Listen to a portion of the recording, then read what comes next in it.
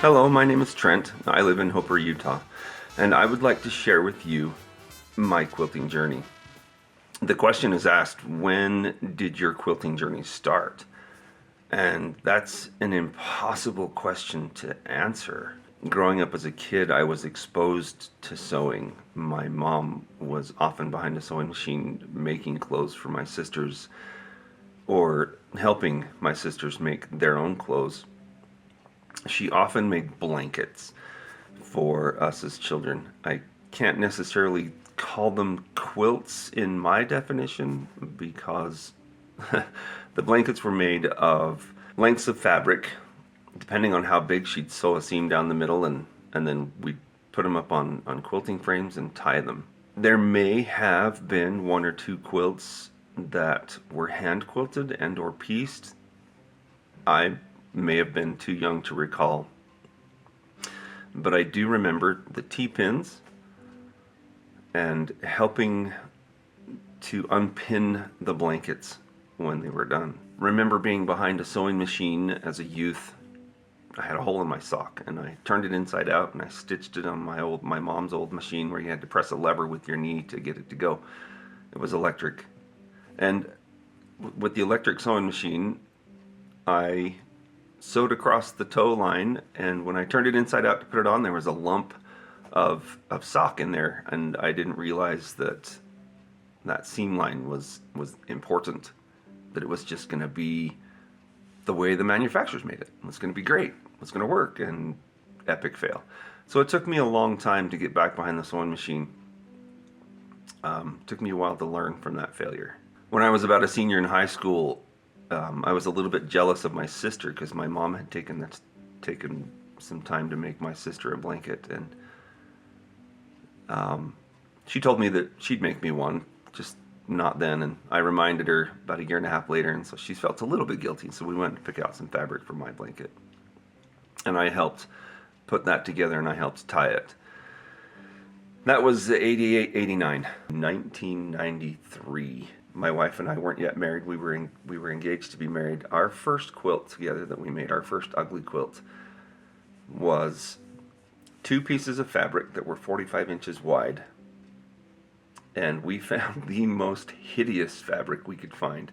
One panel, it wasn't a panel, it was just vegetables all blended and overlapped over the top of one another. And the other side was a red and white check with cows. And it was the coolest, ugly fabric that we found. It was just a lot of fun. So we didn't want to tell anybody because we were afraid that people would say, oh, well, you don't want to display that at your reception. So we did it on the sly. We talked to my sister, and Rebecca had stitched the edges together and turned it. That's how we did a lot of our quilts. We didn't do the binding method. We would just stitch and turn. And we tied it in secret at my sister's house and kept it tucked away. And at our reception, we brought it out and displayed it at our wedding reception, and a little sign that says it was made by us. And we used that picnic quilt every once in a while. It wasn't very big, but we used it as much as we could. I married my sweet wife Rebecca in 1994, and her mother was a quilter. Can't say was. She's an incredible quilter. She had made a blanket for my wife. It was the log cabin. And I thought, that's pretty cool. I was feeling a little bit jealous. My blanket was just a 60 wide length of fabric that was nice. It was neat. And I helped pick out that fabric when I was a senior in high school. It wasn't our first Christmas, but I believe it was the second Christmas. So it would have been 1995 when my mother-in-law gave us another blanket. It was red and blue, log cabin, and it was tied. It wasn't quilted. But I'm looking at this and I'm thinking, this is really cool. I can do this. And so I inquired. I asked my mother-in-law, how do you do this? And she said it's actually rather quite simple, and she taught me how. Here it is. Here is the quilt that my mother-in-law made for us.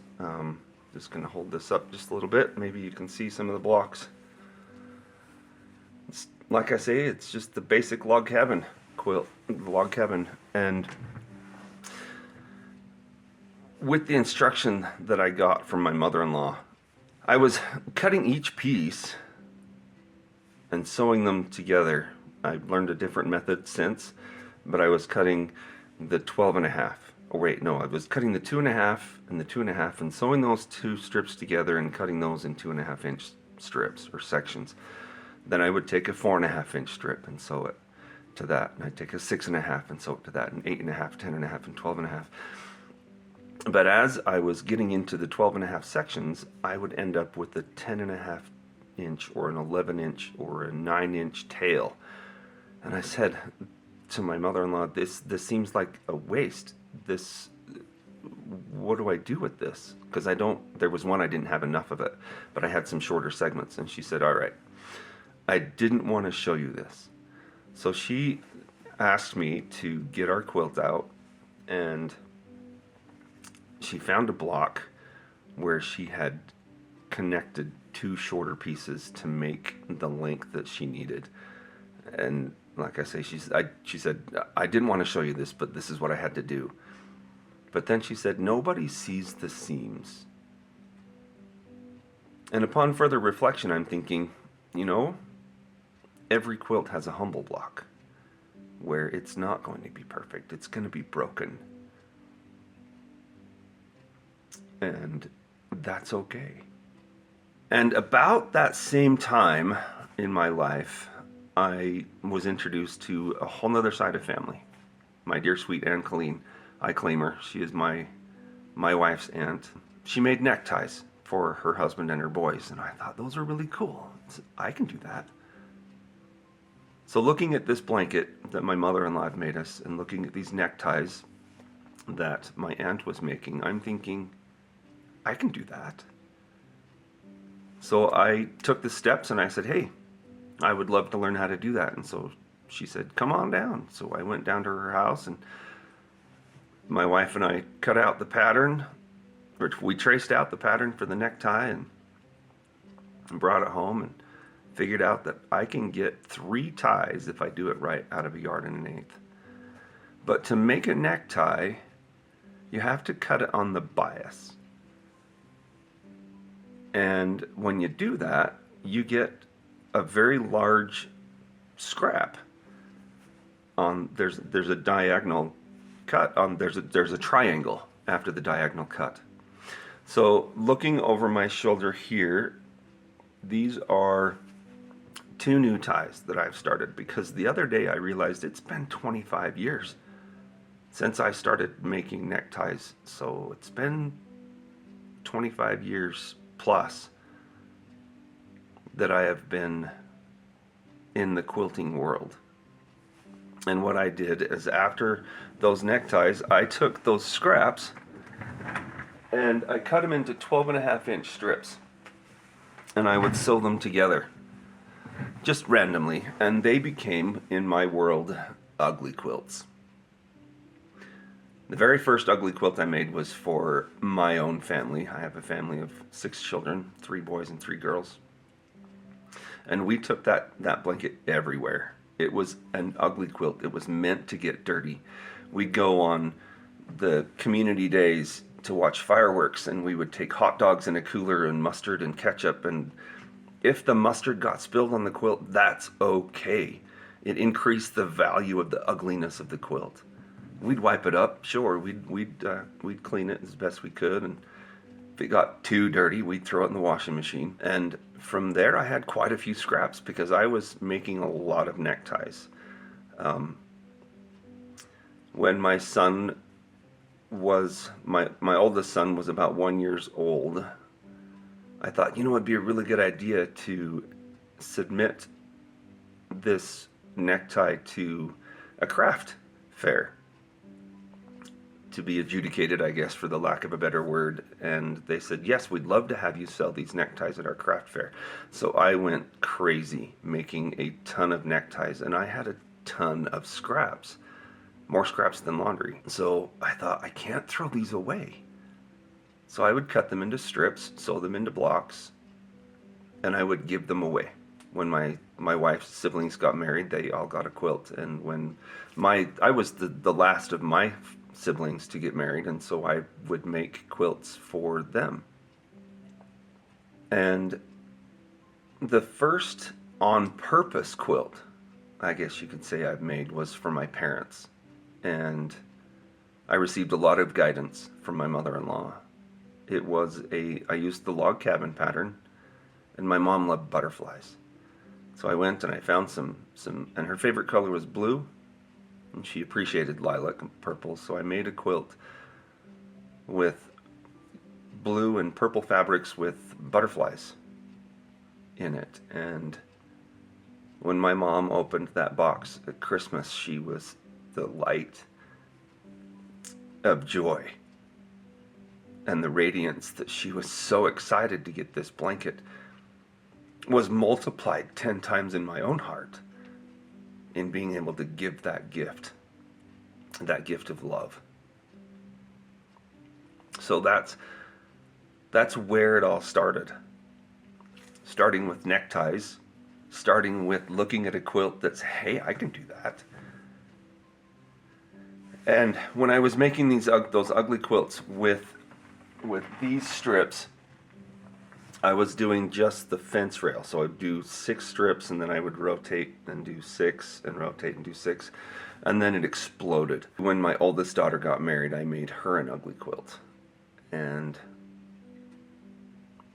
I'm thinking, the ugly quilt that I made for our family isn't big enough, and I need to put that original ugly quilt from 29 years ago in the middle of this quilt. So I cut our family's quilt apart into pieces, and I sewed the edges of our Rebecca and I's original quilt into the middle of that, and then I added some new blocks to it to make it fit. I had to make it work. But of the original ugly quilt, I cut out sections to incorporate them into my kids' ugly quilts. So when my kids have gotten married and when my kids get married, they will each get a piece of the original family ugly quilt. The piece of our original ugly quilt, it's right here. I'm gonna peel this off and show it to you. This came from our original, and there's the back with the tie on it. And I do need to also retract just a little bit. When I made my neckties, I gave those away. A lot of them I gave to my father and to my brothers. When my father passed away, my mother gave me all of the ties that I had given to my father. And I thought, these are worn. I have some of my own. So I thought, what can I do with these to repurpose them? So I took them and I sewed them together into strips and blocks. And when I have made or will make ugly quilts for my children, they will get a piece of their grandfather in their ugly quilts. And I'm not going to apologize for being emotional about it. I love my father very much, and my kids loved their grandfather, and it's nice for them to have a piece of him. And when they take that blanket and they snuggle up in it, they're snuggling up with a little bit of him and a whole lot of me. And that brings great joy to my heart, knowing that legacy will be passed on, and when they look at it, maybe they'll be inspired to make their own quilt. And when their kids look at it, they'll be able to say, oh, my Opa made that. And that just makes me happy. So why is quilting important to me? I used to say a lot of times it's cheaper than therapy. Not so much anymore. Fabric's expensive. But in my humble opinion, I would think that quilting is a lot more therapeutic than therapy. I find solace in it. How did I fall in love with quilting? That's a great question. I think it was when I was putting together my mom and dad's quilt, and I was arranging the blocks in different directions, and how an incredible piece of art came from this. And I was overwhelmed with taking this fabric and cutting it into pieces and then reassembling it and creating something so new was amazing to me. I was humbled by it. And I've been trying to find the right word over the last couple of days in preparing for this story of my journey. I was humbled that I had the ability to create something new. Quilting is important to me because I find satisfaction in the completion of the project, and I receive joy when I give it away. I quilt for the intrinsic rewards of giving service, of my time and my love, in hopes that when I give a blanket away, they're able to take that blanket, that quilt, that little bit of snuggle, and wrap that love that I've given them around their shoulders. The question of where I am in my quilting journey and where I hope to be in the future, I'd like to split that up into a couple of answers if I can. I have been piecing for several years, and I've been dabbling in quilting for many years. And my quilting journey with my long arm began in May of 2022.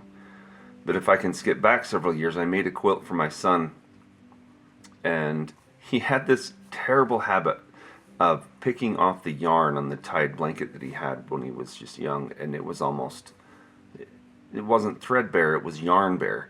And he would take it and he'd stick it in the crook of his finger and stick his thumb in his mouth.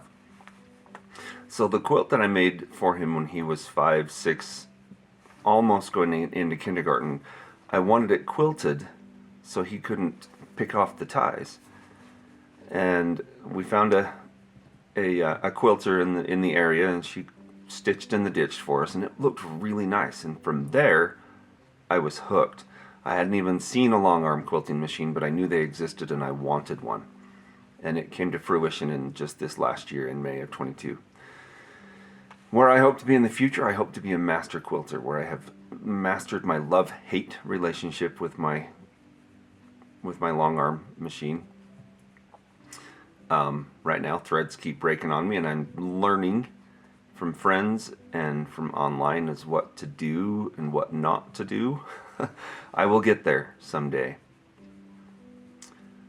Any projects that I'd like to show off, I would love to show off my completed projects, but I've given them away, so I don't have any. But what I'd like to do is show you a couple of projects I'm working on now.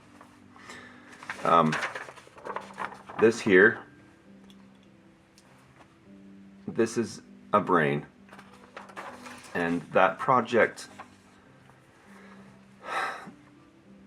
is about a week old.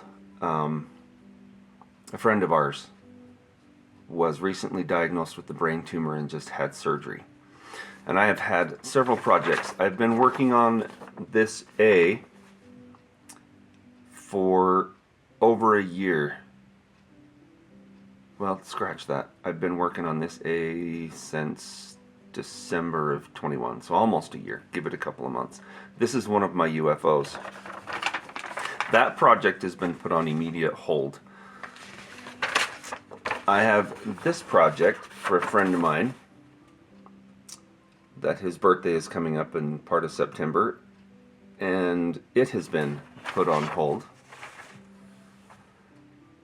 because I need to get that brain made for my friend as part of her healing journey. I don't know what it was that inspired me to make a quilt. My sister-in-law recently had a brain tumor removed, and she made a brain quilt with the help of her mother. And I'm really excited to work on this brain and to give it away so that when she wraps herself up in it, it'll be part of her healing journey. Am I teaching quilting to anyone that's close to me? Yes. Recently, in the last month or two, I started teaching my sister how to piece and to quilt. And she has sewn for many, many years, but she's never taken the opportunity or the time to cut the fabric up and piece it back together. Our niece is getting married, and she asked me if I was making an ugly quilt for her, and I immediately said, oh no, nope. Between my wife and I, we have 50 plus nieces and nephews, and there are just far too many of them. So when they get married, we just say congratulations, give them a small little gift. But my sister has a close relationship with our niece and wants to make a quilt. She just finished it, and she sent me a picture, and I'm really proud of her. But a little while ago, she came up to my house, and we spent the afternoon together teaching her this different techniques and how to put the seams together and how to line up the edges. But if I can rewind several years, my daughter came to me and said, Dad, I want to make a quilt. And she was just thinking like a little baby doll quilt. And I said, okay, great. So I took her to the fabric store, and we bought a bunch of fabric. She wanted blues and whites, and we brought it home, and I taught her how to cut the fabric and told her how much she needed to cut, and she proceeded to do that. And I sat down with her and I demonstrated how to sew the strips together and then to cut them into the pieces that we need, or that she needed. And I got her started, and she did about 50% of the work of that quilt, and I was really, really tickled to see her interest. And just recently, when I was talking about some of the quilts that I'd made, she says, you know, Dad, I really didn't I didn't intend to make a great big twin-size quilt for my bed. All I wanted was a small little baby quilt for my dolls. She's about 12, 13 years old when I had this experience with her. And recently, I thought, you know, it would be a really great idea to get a bunch of people in the neighborhood to make 9 blocks of the same block with 9 different people so that you could swap with everybody, so that you would each get 9 different blocks. And that's where this has started. So you can see 3 of these. I'm making 9 of these for the purpose of a fall wall hanging. And my intent was only to have 9 people, but we have 15 people in this group, and some of them have never pieced before. For the kickoff, we all met at my house, and we talked about different patterns that people could use, and one lady came and said, what are we doing? I have no idea what we're doing. Because she saw the little flyers, said, hey, do you want to make a fall quilt? Sign up. We're going to be doing it with... And the lady that put the flyer together, it's instructed by Trent. And I was like, okay, this is a lot overwhelming. But some of the ladies that have come over had never cut fabric before for piecing. They've done other sewing before. But it was really, really neat to have these people gathered around me, and I'm demonstrating how to cut, where you start with your hand down at the bottom, and you cut halfway, and you move your hand to the upper half of the ruler, and you cut the rest of it. By the way, I learned that technique at the camp out. Thank you for that. And I was able to take that teaching moment for me and extend it to others here in my home. It's been really, really neat to have that experience to teach my skills that I've learned over the years. That journey has been exciting, of teaching others how to quilt and how to piece. And since I've had my long arm, every time we have a friend come over, if I've got a piece of scrap that I'm practicing different stitchings for an on-purpose quilt, I say, come on, you got to come play with my new toy. And they come down and they're hesitant and they're nervous, and I said, nope, just press play and move it wherever you want to go. And it's really fun. And if I can plant a seed somewhere in somebody's day that will grow into the quilt pox disease, all the better, right? I've had several opportunities. I've mentioned teaching my sister and teaching some neighbors in my hood. But one opportunity I've taken is I have currently 2 grandchildren. When my grandkids were a month, 2 months old, I would take them in my lap and sit behind the sewing machine, and I would piece different pieces of fabric together. And now that my oldest granddaughter is 3, she'll come to visit, and she'll come around the corner into my little nook, and she's, Opa, I want to make something. And it just warms my heart to no end, where she'll climb up in my lap and I'll let her press the buttons for the different things that need to happen, like cutting the thread and backstitching, and she thoroughly enjoys it, and I'm super hoping that she catches the bug. This last summer, I found a little ironing board. It's about 2 feet tall, if that, maybe 18 inches off the floor and 18 inches wide. And my wife had a little steam iron that's, you can unplug it, and it's just the right size for a little 3-year-old that is loving spending time with me and is loving learning what I'm able to teach. And last time she came to visit, she went over to the ironing board where I was pressing some work from my side of the hallway, and she said, "Is this just my size?" And I said, "Yes, it is just your size." And I had just finished pressing some work that I'd done, and I handed it to her, and she took it and she pressed it with her little iron, and was so excited to show it to me. She said, "I'm done." But a couple of months ago, when I was pressing some work, I handed it to her, and she says, "It's too hot." It's like, nope, it's just right. And she was able to get over that anxiety, and that's some things that we have to do when we're learning and when we're teaching. We need to get over those anxieties of, am I doing it right? Am I going to get this? And with my youngest granddaughter, she's one that absorbs everything that she sees. She's only 1, so I can only do so much. So the things I want to add to my quilting journey in the coming months is to continue to improve my craft, to get to know my long arm. Her name is Matilda, by the way, and the frame is Franklin. I look really forward in getting to know that experience better and gaining confidence in what I do. I am really content to sit behind my machine and sew. I vehemently loathe cutting, and I vehemently loathe pressing. If I could just snap my fingers and have it all cut, I could sew it together, and then I have it all pressed, and then I can just sew it together, get all the blocks together and sew the blocks together. It would be awesome. However, we have to work before we play.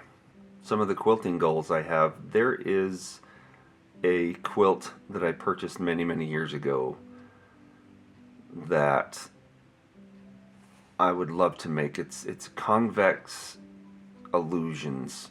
One of the things I would like to do with my quilting journey is I would love to open my own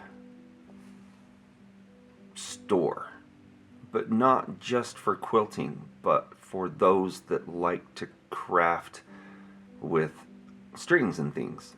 Knitting, crocheting, cross stitch, quilting, piecing. I have a goal, I have a bucket list to have my own store, my own shop, and possibly to find a niche in teaching people how to quilt, teaching people how to sew, having classes. One thing I would really like to do in the future with my quilting journey is to, not unlike piano lessons or music lessons for kids, I would really enjoy taking the opportunity to teach kids the basics and the fundamentals of piecework. Sometimes they can get that in school, but a lot of that is lost. But I would really enjoy teaching kids how to sew and to piece. But I think teaching kids how to sew would be a phenomenal experience for me. And that's my journey. And I'm honored to share it with you. Telling this story and re-experiencing my journey has been an exhausting long haul, but it's a good tired, and I'm so honored to have this opportunity to share my quilting journey and my goals. And may you find peace in your piecing and joy in your quilting. Take care.